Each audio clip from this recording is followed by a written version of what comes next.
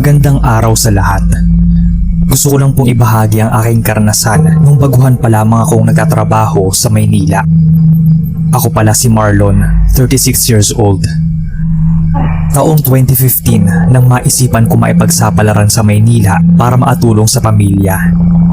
Sa abutihang palad, nakapasok ako bilang isang maintenance or food handler ng fresh at frozen products ng Magnolia sa kanilang warehouse sa Valenzuela. Kami yung tumatanggap ng mga produktong dumadating at pinapasok ito sa loob ng cold storage or cold room kung tawagin. Isang araw, yung naging oras ng pasok ko ay mula 6 AM hanggang 3 PM. May dumating na fresh products kaya naging abala kaming lahat sa paghahakot at ako ang naatasang magdala ng forklift para maghatid ng produkto sa loob ng cold room. Nang malapit na ako sa pinto ng cold room, napansin kong pumasok ang isa sa mga kasamahan ko sa loob. Ngunit hindi ko lang nakilala kung sino yon dahil nakasuot ito ng thermal jacket at nakatalikod sa akin. Kaya naghintay na lang muna ako sa labas dahil kung papasok ako doon, siguradong magkakabanggaan kami dahil medyo may kasikipan ang loob ng cold room. Lumipas ang ilang minuto ay hindi pa rin siya nakakalabas. Nadidinig ko na rin yon yung pagtawag ng kasamahan ko sa labas ng warehouse. Kaya bumaba ako sa forklift at pumasok sa loob ng cold room para tingnan kung anong ginagawa ng isa kong kasamahan doon, kung bakit siya natagalan. Nang maarating sa loob ay wala akong nakita ni isang tao. Sinilip ko lahat ng gilid na pwede niyang puntahan, ngunit wala talaga. Kaya nagtaka ako kung saan siya napunta o kung nakalabas na ba siya nang hindi ko napapansin. Muli akong bumalik sa forklift at pinaandar ito para ipasok na ang fresh products. Nang matapos ay agad akong lumabas ng warehouse at pumunta sa mga kasama ko. Tinanong nila kung bakit ang tagal ko raw sa loob, kaya sinabi ko yung nangyari.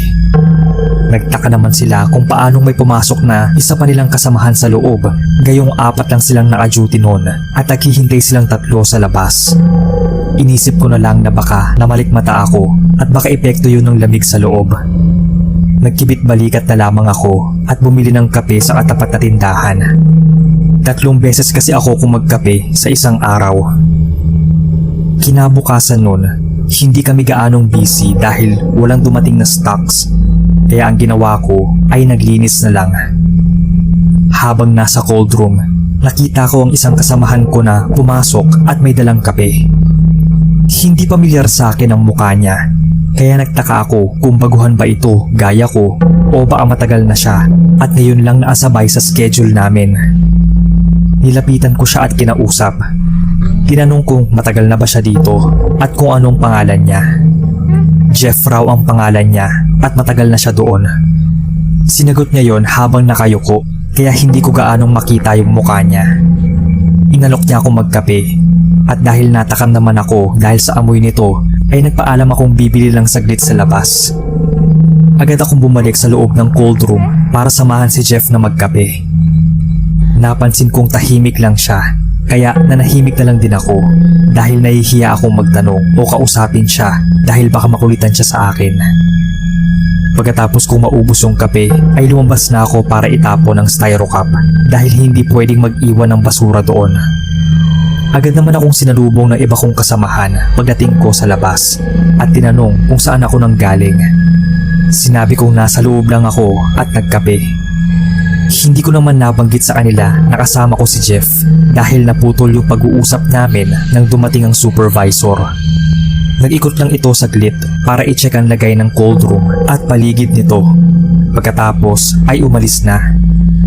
Nang sumunod na araw, kakatapos ko lang noon ipasok lahat ng dumating na frozen products at nakita ko ulit si Jeff sa loob ng cold room na may dalang kape.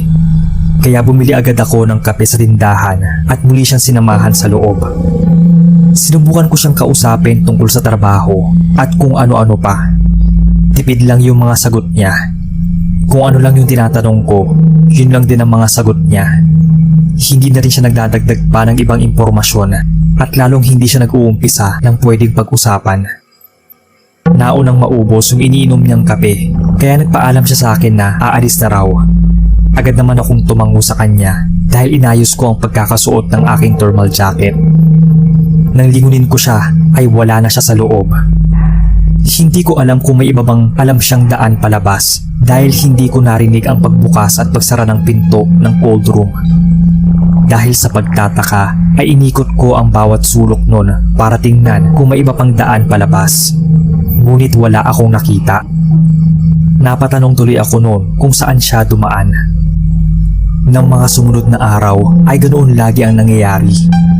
Ipapasok ko sa loob ang mga dumadating na fresh at frozen products. Pagkatapos noon ay nagkakape kami ni Jeff sa loob. Napansin naman ng iba naming kasamahan na palagi ako sa loob at hindi na sumasama sa kanila. Kaya sinabi ko kung sino yung palagi kong kasama. Napansin kong nanlaki ang mga mata nila dahil sa gulat nang sabihin kong si Jeff ang kasama ko lagi. Kaya nagtaka ako at nagtanong kung bakit, pero wala namang sumagot sa kanila. Nang sumunod na araw, muli nang pumasok si Jeff kaya inusisa ko siya kung anong nangyari sa kanya at absent siya. Sinagot niya lang ako ng wala kaya tumahimik na lang ako. Nung oras na ng break ay agad akong bumili ng kape sa labas at dali-daling pumasok sa loob ng cold room. Naabutan ko si Jeff na nagkakape na. Kaya nagtaka ako kung saan siya kumuha, gayong hindi ko naman siya napansin sa labas at bumili ng kape. Mas nagtaka ako dahil nung araw na yon ay naging madaldal si Jeff.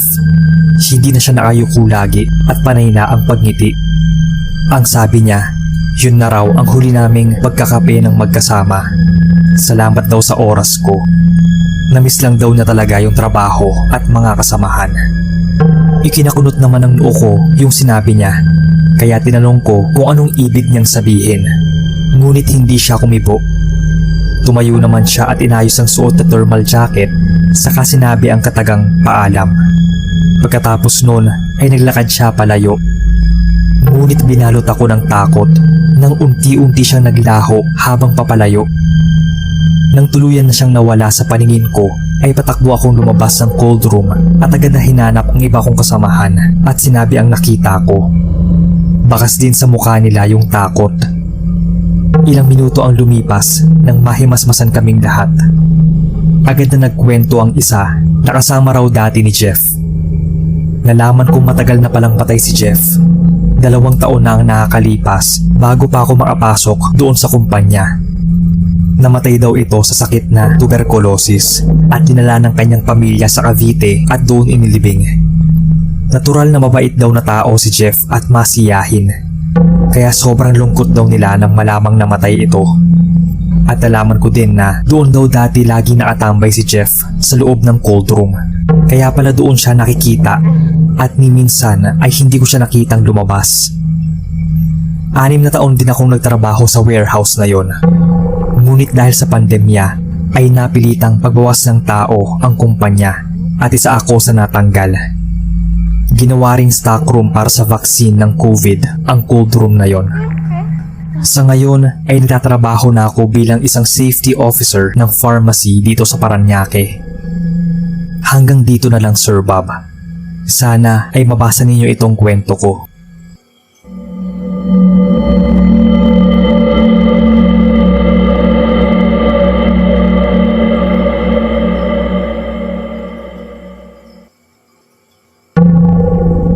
Hello po Sir Bob at sa lahat. Ako si Ranel. Dito ako nakatira sa probinsya ng Negros, sa isang hasyenda na pagmamay-ari ng kilalang pamilya. Share ko lang po yung trahedyang nasaksihan mismo ng mga mata ko. Ang mas masakit pa dito ay tito ko ang biktima. Magkasama kami nagtatrabaho ng tito ko bilang on-call na karpintero. Taong 2021 yon nung pwede nang lumabas dahil may bakuna na at umuunti na yung dami ng kaso ng COVID. Nag-umpisa na rin kaming tumanggap ng trabaho ng tito ko noon. At noong mga panahon na yon, nagkataon din na ipinarenovate ng may-ari ng hasyenda ang kanilang bahay at nagpalagay sila ng elevator para sa kanyang asawa na PWD. Ipinatawag kami ng tito ko para tumulong sa pag-renovate at hindi na kami nagdalawang isip pang tanggapin yung trabaho. Isang hapon noon, habang nagkakape kaming dalawa, Bigla niya akong tinanong kung kailan daw ba ako mag-aasawa dahil baka hindi na raw niya abutan at makilala yung magiging asawa ko. Close kasi kami ni Tito. Tinawanan ko lang siya noon dahil sa isip ko na nagbibiro lang ito sa akin. Pero natigilan ako nang bilang naging seryoso yung mukha niya. Alam mo, Ranel, walang sigurado sa buhay. Kaya habang may oras pa, dapat iparamdam mo lagi sa taong mahal mo ang pagmamahal mo ng buo at totoo. Nahiwagaan naman ako noon sa sinabi ng tito ko, kaya tumango na lang ako bilang tugon. Tibid naman siyang umiti sa akin at ginulo pa yung buhok ko, kaya biniro ko siya na iba yata yung epekto ng kape sa kanya nung araw na yon, na ikinatawa lang niya. Tahimik lang kami nagkakape at pinapanood ang mga dumadaang sasakyan sa daan. Maya-maya pa ay narinig naming pinatawag kami ng may-ari ng bahay, kaya pasigaw na sumagot si Tito para marinig niya ito dahil nasa ground floor ito at naatingala sa amin. Nakiusap ito na itest ang elevator kung gumagana ng maayos. Kaya naman agad tumayo si Tito at pinuntahan ang elevator at pinindot ang isang buton nito. Umangat naman ang elevator at dumiretso ito sa third floor ng bahay. Pinaalam ni Tito na gumagana naman ito, pero parang masyadong mabagal ang pag-angat nito. Bumalik si Tito sa pagkakaupo sa katabi kong upuan at hinigop ang kanyang kape. Ilang saglit pa ay sinabi niya sa akin na itetest niya ulit yung elevator. Sinubukan ko pa siyang pigilan noon dahil hindi pa tapos ang break time namin at hindi pa nga niya nauubos yung kape. Pero nagpumilit si Tito na itetest niya ulit yon. Pagkatapos ay magpapahinga na. Bago siya tuluyang makalapit sa pinto ng elevator ay lumingon siya sa akin. Kapag di ko maubos yung kape ko, ikaw na ang umubos para sa akin, ha? Palagi mong tatandaan yung sinabi ko sa iyo kanina. Yun yung huling sinabi niya sa akin bago buksan ang pinto ng elevator. Parang kinabahan ako noon nang marinig ko ang sinabi niya. Nang tuluyang bumukas ang pinto ay pareho kaming nagulat dahil wala ang kaha nito at nasa third floor pa rin. Nakita ko namang nawala ng balanse si Tito dahil handa na sana itong pumasok sa loob. Pero dahil nga wala yung kaha nito ay muntikan na siyang mahulog. Pero agad naman siyang nakakapit. Pero sa di inaasahan, aksidente niyang napindot ang close button ng elevator at agad sumara ang pinto nito ng malakas. Kitang-kita ko kung paano naipit sa pinto yung kalahating katawan ni Tito at dinig ko ang pagsigaw niya dahil sa sakit. Kalahati ng kanyang katawan mula bewang hanggang paa ay nasa labas ng pinto at yung kalahati naman mula bewang hanggang ulo ay nasa loob. Dahil sa taranta ay agad akong tumakbo papunta sa kanya at pinagpipindot ang mga buton ng elevator. Nung mga oras na yon ay parang hindi ko alam kung anong gagawin dahil dinig ko ang pagsigaw ng tito ko. Dahil hindi pa rin bubukas ang pinto ng elevator ay napaiyak na ako at napasigaw para humingi ng tulong. Agad naman nagsitakbuhan papuntang second floor ang mga kasama naming nagtatrabaho. Napamura at napasigaw din sila sa gulat. May pinindot na isang buton yung isa sa kasama namin at nakita kong unti-unting bumukas ang pinto ng elevator kaya nahawakan ko ang hita ni Tito. Halos namao siya kakasigaw nang tuluyang bumukas ito. Humagulgol ako ng iyak noon at tuluyan naming nakuha si Tito. Agad kong chinek yung katawan niya pero wala namang dugo na lumabas. Tanging bakas lang ng pagkakaipit ang nakita ko sa katawan niya. Agad akong sinabihan ni Tito na dalhin siya sa ospital. Nakita ko naman kung paano nagmadali ang mga kasama namin at tumawag ng ambulansya. Pero binuhat siya ng isa sa mga kasama namin at dinala sa baba dahil isasakay na lang daw siya sa sasakyan ng amo namin. Patakbo akong sumunod sa kanila at agad na sumakay. Mabilis naman nag-drive yung amo namin papuntang ospital. Habang nasa biyahe ay hinahawakan ko pa yung kamay ni Tito. Sabi niya, tawagan ko raw yung asawa niya. Kaya mabilis kong kinuha ang cellphone sa bulsa at tinawagan si tita. Dinig ko ang pag-iyak ni tita sa kabilang linya nang sabihin ko ang nangyari. Ngunit hindi ko na yun pinagtuunan pa ng pansin dahil sa pag-aalala kay Tito. Ilang beses ko pa siyang sinabihan na kayanin at huwag bumigay. Pero tanging malungkot na ngiti lang ang tinugon niya sa akin. Bumuhos na rin ang luha ko dahil doon. Nang maarating sa ospital, ay agad inasikaso ng nurse si Tito. Hindi ko na nalaman ang mga sumunod na nangyari dahil parang tumigil sa paggana ang utak ko nung sandaling yon. Ilang minuto pa ang lumipas ay dumating na si tita kasama si nanay. Agad nila akong tinanong kung anong nangyari, pero tanging malakas sa pag-iyak lang ang naisagot ko sa kanila. Muli akong nataranta nang makita kong nagkaagulo ang mga nurse habang kinakabitan ng kung ano-anong aparato si Tito. Nakita ko na lang na sinusubukan nilang i-revive to. Halos kalahating oras din nila ginawa yon, pero nanlambot na lang ang mga tuhod ko nang umiling ang isang nurse at tumingin sa kanyang relo. Ilang sandali pa, narinig ko na ang malakas sa pag-iyak ni tita. Nakita kong tinakpan na ng kumot yung wala ng buhay na katawan ni Tito at halos hindi ako makahinga nung sandaling yon dahil sa sobrang sakit na naramdaman. Maya-maya pa, lumabas ang isang doktor na may dalang results ng x-ray. Kuha daw yun mula kay Tito kanina. Nanlumo ako nang marinig ang paliwanag ng doktor na dahilan ng pagkamatay ni Tito. Ilang buto raw ang nabali at halos durog ang mga bituka niya at iba pang laman loob. Namatay daw siya sa internal bleeding at shock. Hanggang ngayon ay hindi pa rin ako maapaniwala na sa ganoong paraan mawawala si Tito. Hindi naman kami noon pinabayaan ng amo namin at yun din ang ipinagpasalamat namin. Salamat sir sa pagbabasa ng aking kwento at God bless.